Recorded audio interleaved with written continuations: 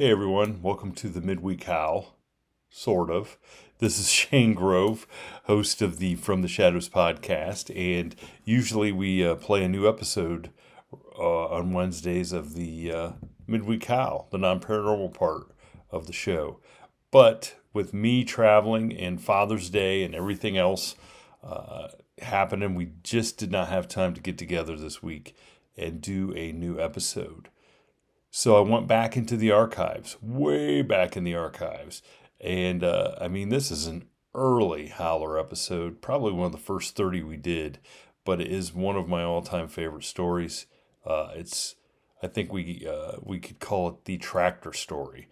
So, being a farm kid from north central Ohio, who doesn't love a tractor story? I hope you guys love it too, in this throwback episode. And me and the Howler will be back next week, maybe when the world's not on fire and all the crazy stuff going on, and we actually have something fun to talk about.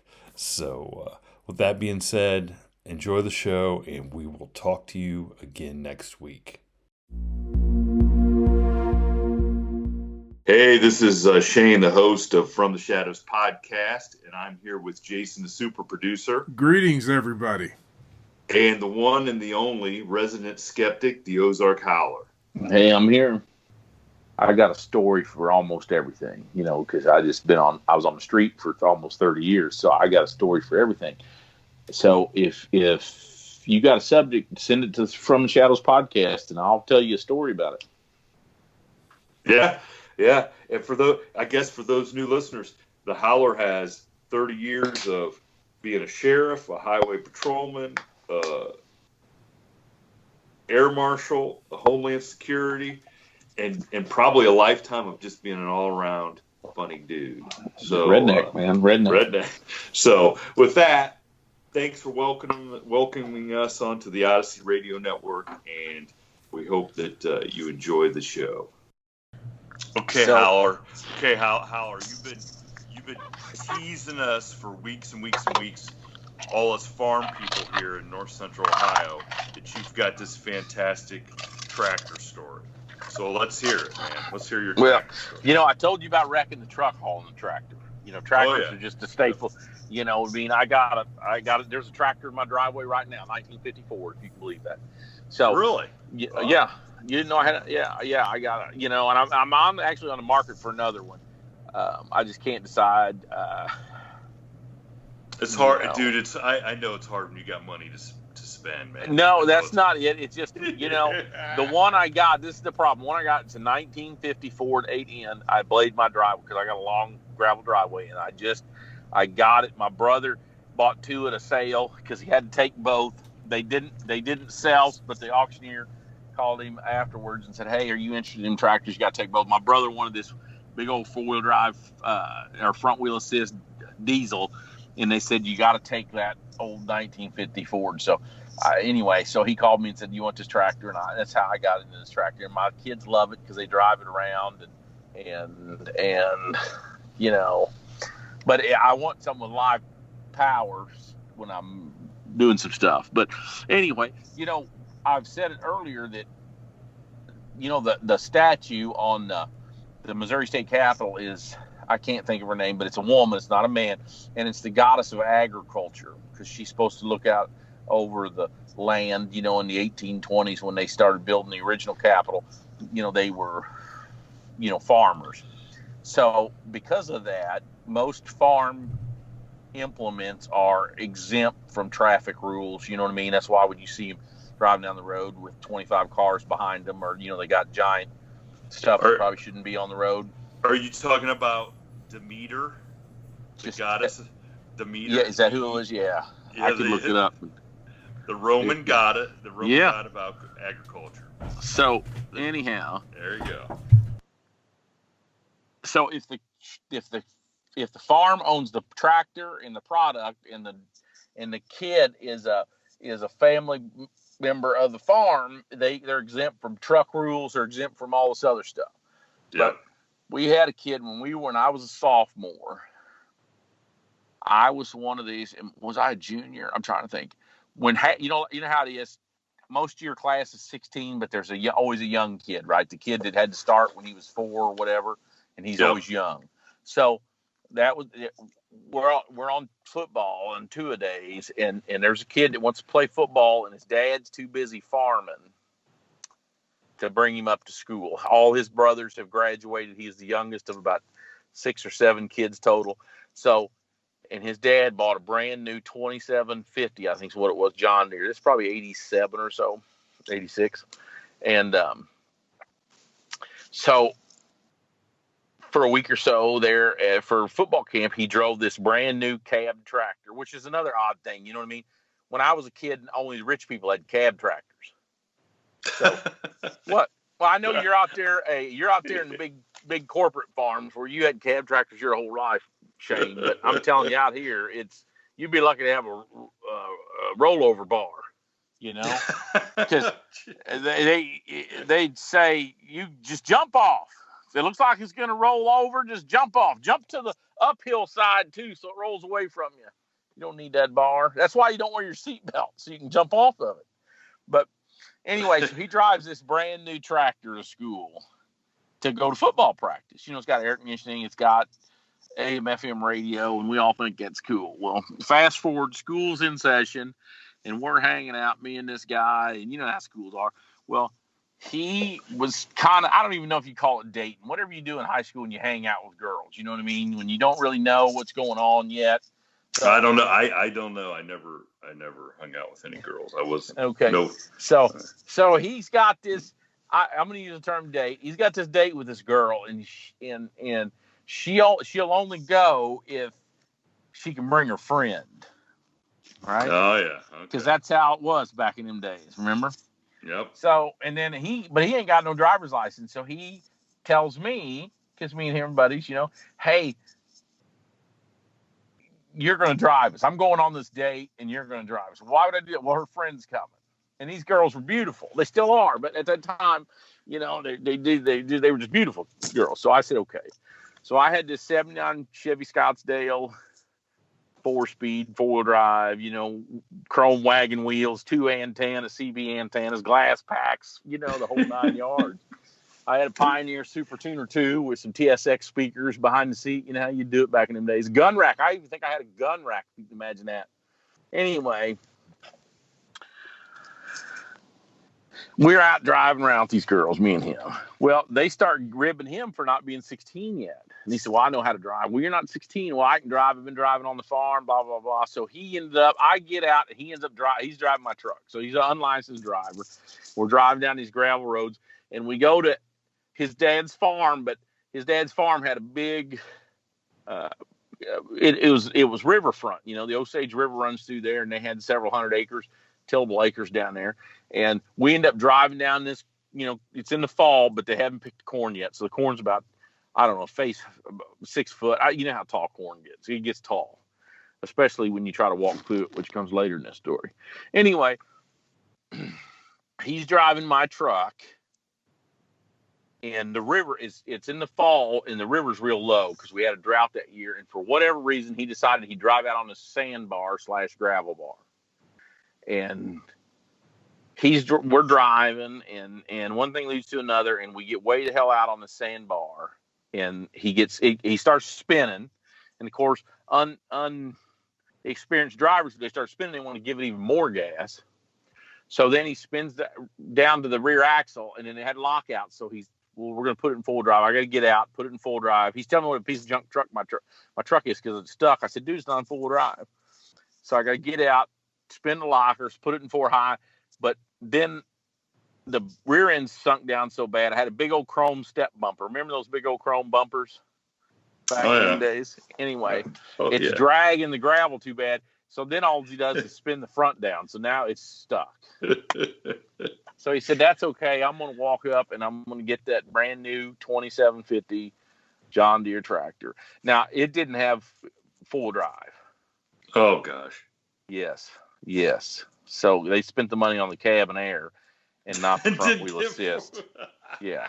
Because in the normal world, his dad had been farming for 60 years and never needed a four-wheel drive tractor. So why would I get one now? So he he gets behind me because he didn't plan on you guys. Yeah. So this thing's got about, I think it had 66 or 76 hours on it, at less than 100 hours. So for you equipment guys, you know how fresh that is when they got less than 100 hours. So he backs this thing. We weren't even smart enough to put about 6 chains together to keep the tractor up on the bank. You know what I mean?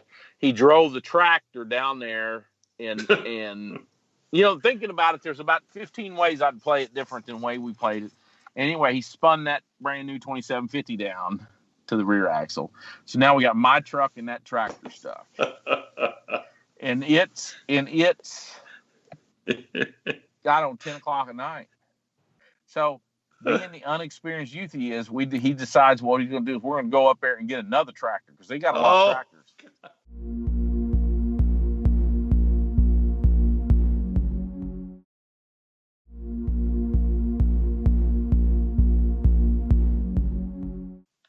And nobody's realizing any of this is going on. Yeah, well, I am. Yeah, no, because we're out in the country.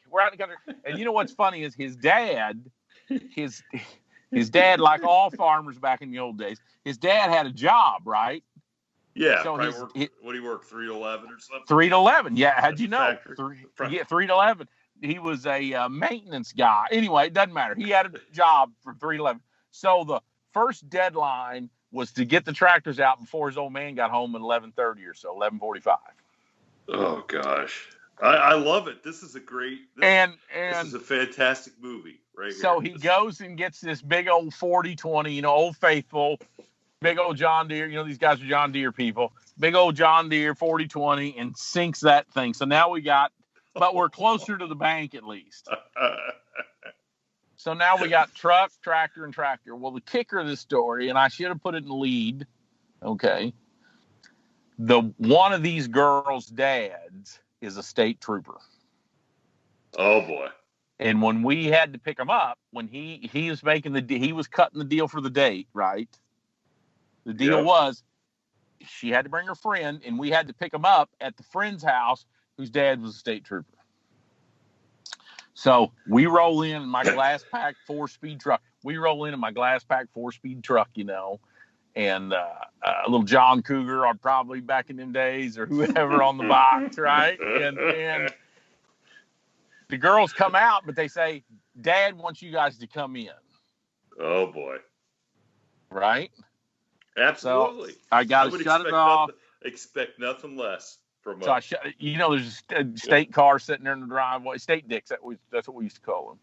And we walk into this house, and it had an island in the kitchen. You know what I mean? It was a pretty modern house back in the days. It had an island in the kitchen. In the middle of this island, that's back when troopers carried big old stainless steel pistols. Remember? There was a 4-inch 686 stainless steel with combat grip sitting there in the island. And he had like a gun cleaning kit out. Like he was cleaning his gun. This is staged, right? He's got it out. Oh yeah, this is the country song. I'll be here cleaning my gun. By Rodney Atkins. I'll be here cleaning my gun. And he wasn't a big guy, but he was in shape, and we kind of knew who he was, and he kind of knew, but because around sports and stuff, you kind of know who the kids are, right, at school, but you don't know them. So, what he told me is, hey, this is the deal. These girls got to be in this house by midnight. They can't be somewhere. They can't be broke down. They can't be dropped off at somebody. They're going to stay at somebody else's house. They're going to be in this house. Do you two boys understand that? And I said, yeah. And he said, okay, well, this is the deal. Now, this is before cell phones and pagers and all that stuff. This is the deal. If there's some reason you have a truck trouble, you break down, maybe you're someplace and they won't get back in the truck, okay, for you to bring them home sufficiently, you're going to call me at this number, the house here, and you're going to tell me where they're at, and I'm going to come and get them. You understand that? And I said, yeah. And he goes, okay.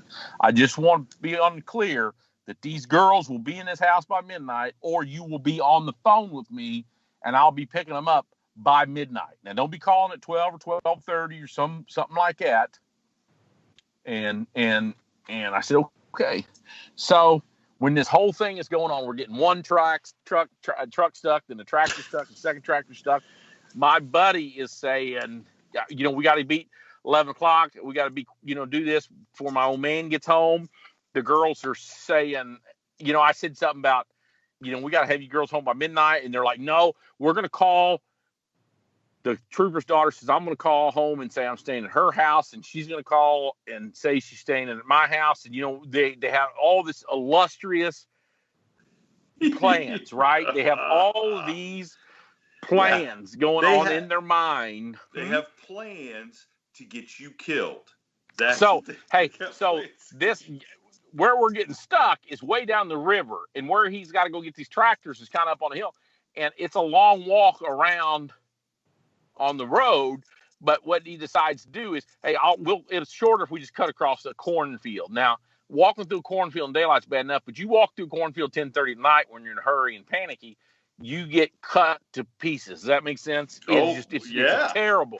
It's an absolute terrible experience. Yes. So finally, I got to say, hey, dude, it's like 11:30, 11:45. He's going to get a third tractor. Oh God. It sounds like you better have a bulldozer. And I said, I don't know. I said, I've got to call their dad. And these girls are like, you're not calling my dad. And I said, dude, he gave me the number. He told me how to call. He's bluffing. That's what the daughter kept saying. He's bluffing. He says that stuff. He's bluffing. So what? And you can't go in the house anyway because my buddy's dad came home.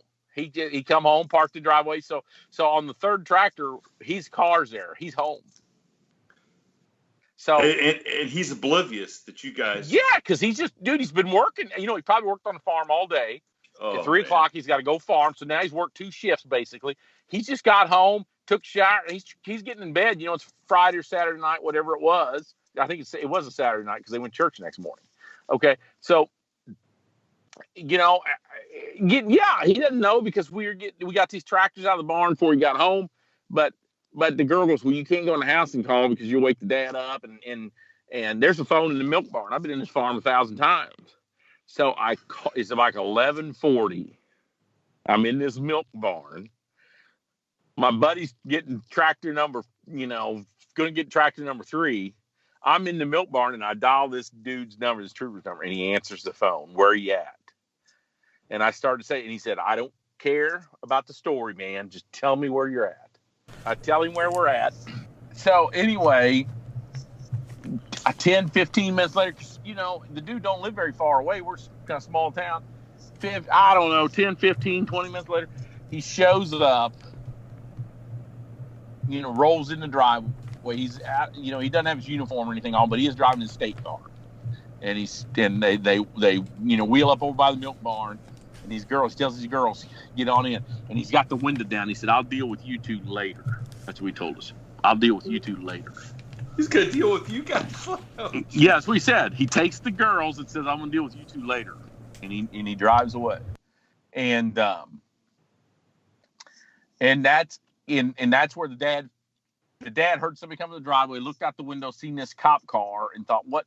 So dad comes out and wants to know what's going on. Then we have to say we're stuck. And then he comes down there, and, he's railing on us. And then he says, there's no way you should have pulled that truck from up here. You shouldn't have drove. First, you shouldn't have drove down there. Second was you shouldn't have pulled the tractor down there. You should have, if you were going to do it, you could have got a cable from up here and pulled. So he ended up calling a big truck wrecker, like a big wrecker. Oh, for God's sakes. Okay. Yes. And I remember it was like $235, which was that was a week's worth of money back in them days. Oh yeah. That was a whole week's worth of money. And we didn't get pulled out we didn't get out of the water till daylight, or completely till it was daylight. And then his response was, since my buddy missed the milking because his brother was milking by that time, because they milked it like 5 and 5 or something. You know how it works, 4 and 4, 5 and 5. I don't remember what hours they milked. Yeah, you got to do this. Yeah. Yeah, it was the same time, like 12 hours apart. I think it was like 5 and 5 is when they started or whatever. Okay. Then you guys got to go to church. And they made us go to church after we'd been up since yesterday. You know what I mean? And then he walked in and he told everybody how stupid we were. He told everybody to this day. He told everybody that how stupid we were. And this is the best part. So after that, after practices, these trooper cars were up there by our practice like every night. We're at football season. I don't know. It seemed like forever, but probably only a few days now I think about it as an adult. And you're just worried, they're at practice. What are they going to do? Are they going to screw with us when we leave? Are they going to come out here and get us? What are they going to do? And the other guys on the team are ribbing you because everybody knows the story, right? Everybody knows the story. So he never messed with us, ever. Okay. Now, I did get pulled over a couple times, but I don't think, it wasn't like he stuck them on me or anything. But fast forward about 8 years later, I am in the Highway Patrol Academy, and he is a sergeant at headquarters. He's kind of a big wig at that environment. And he treated me till the day he retired. He treated me like I was his kid, man. He was the best dude because he told me because I was the only out of all the girls, all the guys, all his girls dated because he had girls. He didn't have any boys. I was the only dude that called him. Oh, jeez. You know what I mean? He had guys. He'd caught girls in lying about being here, being there, or they'd come home late, or they didn't have a ride, or they had to stay here. I was the only dude that took any of his girls out that had the balls to call him like that before. You know what I'm saying? What do you think of that story? I love it. And he treated me like gold, man. He treated me like gold. But you know what the moral of the story is? If you do the right thing, it will come back. It may not seem like it's so great at the time to have to do that call of shame or whatever, but you did the right thing, and it ended up paying dividends for you in the long run. It did, yeah, it did. It did. Right. That's right. It did. I love it. Hey, I love the tractor story. I think there's a great lesson in there. Let me tell you how stupid it was. The third tractor he was going to get, or the tractor, the tractor he wanted was behind this old John Deere Model A they call Papa John. You know what I'm talking about? And that was the problem. We had no way of starting that old tractor and making it quiet because to get it out of the way to get the next big tractor, it was going to be pop, pop, pop. Yeah, you know what I mean? We were busted. We were busted, man. We were busted. But you know what? You guys tried. You really tried. It's an A for effort. I got to give it to you. I tell you, it's nowadays, I think kids would just say they wouldn't even try. They'd just say somebody stole our truck, and it ended up in the river. Well, nowadays he wouldn't even have a truck to go to the river. You know what I mean? They would be on Xbox dating or whatever they do. Zoom dates. I don't even know what they don't even. You know what I mean? Not a lot of them. Because I'm still in the rural area where there's still some. There's some kids at the high school that look like they're adults. You know what I mean? They're driving big Power Stroke pickups and hauling hay. You know what I mean? But the vast majority of kids, especially where I'd moved from when I lived in the suburbs in the city, they wouldn't even know how to drive a 4-speed truck. How would you drive a 4-speed truck with no air conditioning anymore? You know what I mean? Oh my God. Now, is that the only tractor story you got? I can't. Well, that's the best tractor story I got. That's the best tractor story I got. Does it get any better than that tractor story? I don't know. I think that's pretty good. I think we can turn that into a children's book. Hey, most people don't get one tractor stuck, much less two. You know what I mean? At the same night, at the same time. Oh man. Thank you for tuning in to this week's episode of the From the Shadows podcast. Until next time, never shy away from the darkness or what may be lurking in the shadows. We are out. God only knows what's hiding.